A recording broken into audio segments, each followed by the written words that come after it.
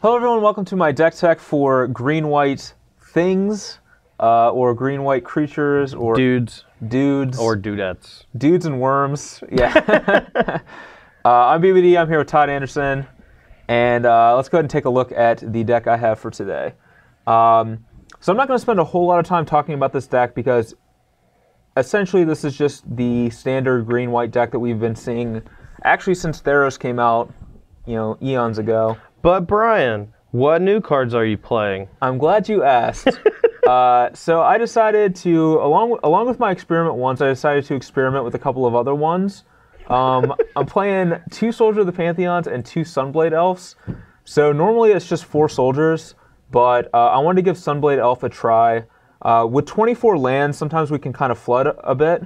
So having access to a 5-mana pump, even though it's not a very effective ability, could sometimes be relevant just when we, need to use our mana for something. Yeah, I remember probably about 8 years ago where I would have literally, shot my own foot just to get a 2-mana, or 1-mana 2/2 that had another ability. Yeah. I was stuck playing Savannah Lions and junk like that, so. Yeah. Well, this is going to be a 1/1. Sadly, a decent portion of the time. We only have 10 planes, but hopefully it's not a 1/1 that much. Yeah. The rest of the creatures pretty standard. Smiter because I can attack through Courser as opposed to Brimaz.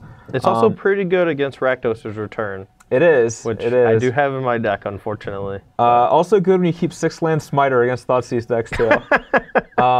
We have a couple of Johnny's Presents, some Celestia Charms, 2 Setessan Tactics in the main. Not sure how great this card is, but I want to give it a shot. Because it's like absurd against mono blue and like any sort of aggressive deck. It's like one of the only ways you can really just punish them. Yeah, and like mono blue is like the worst matchup for this kind of a deck. Yeah. By a long shot. So I'm not opposed to having a couple tactics in the main. And then I also have 2 Ajani of the Stead average speed.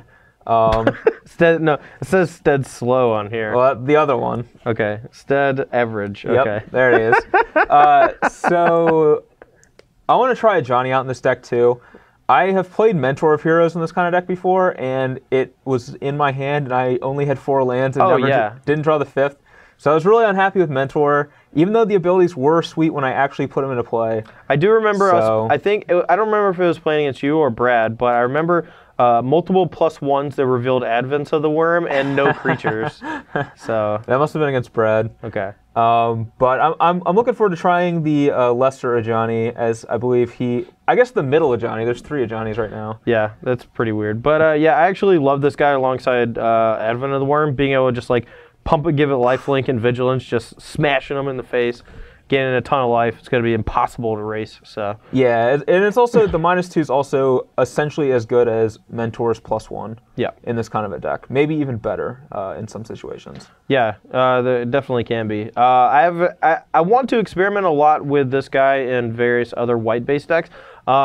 My article this past week talked a lot about triplicate spirits in the white token-based decks, along with Raise the Alarm and junk like that, and just using Ajani as an anthem effect, just a very powerful anthem type effect. But I don't know if it's good yet. I haven't actually played with it. We're going to be playing with that later this week. So need some Crusades in honor of the Pures and Standard. Yeah.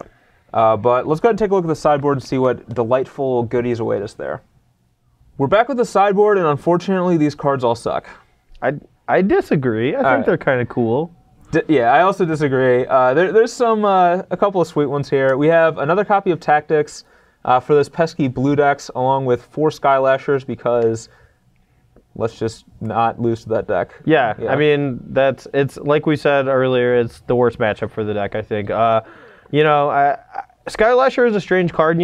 This deck doesn't have any mana accelerators, so like playing Mistcutter Hydra is kind of out of the question. But Skylasher doesn't really hit them nearly as hard as Mistcutter Hydra does out of the other green-based decks that do have mana acceleration. But I think he is a necessary evil, and he does combo pretty well with this other card that you have in your sideboard. The old Unflinching Courage. Yeah, and if you're playing red, I've got some bad news for you. Courage on a Fleecemane Lion is a bit of a beating, as they say. It's not good for them. not good at all. Yeah, we also have a Deicide for Thassa, because screw mono blue. couple of Reclamation Sages for like Detention Spheres, Banishing Lights, and the like. Maybe some Unflinching Courage Hate if we need it. A couple of Banishing Lights as a catch-all. And then I have 2 Return to the Ranks. These are for like mono black or all these matchups where they're just going to be like killing all your guys. Oh, like the one today. Yes. It seems like it's going to be very good against me. Yeah, I'm hoping so. You're going to kill all my guys, and I'm going to attempt to spend 5 mana to restart the game with all your creatures in play and all my removal gone. This is like a Karn emblem right here, or a Karn ultimate. Yeah.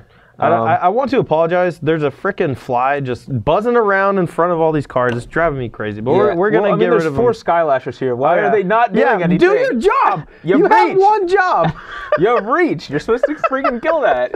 God. All right. We'll be back for the video shortly.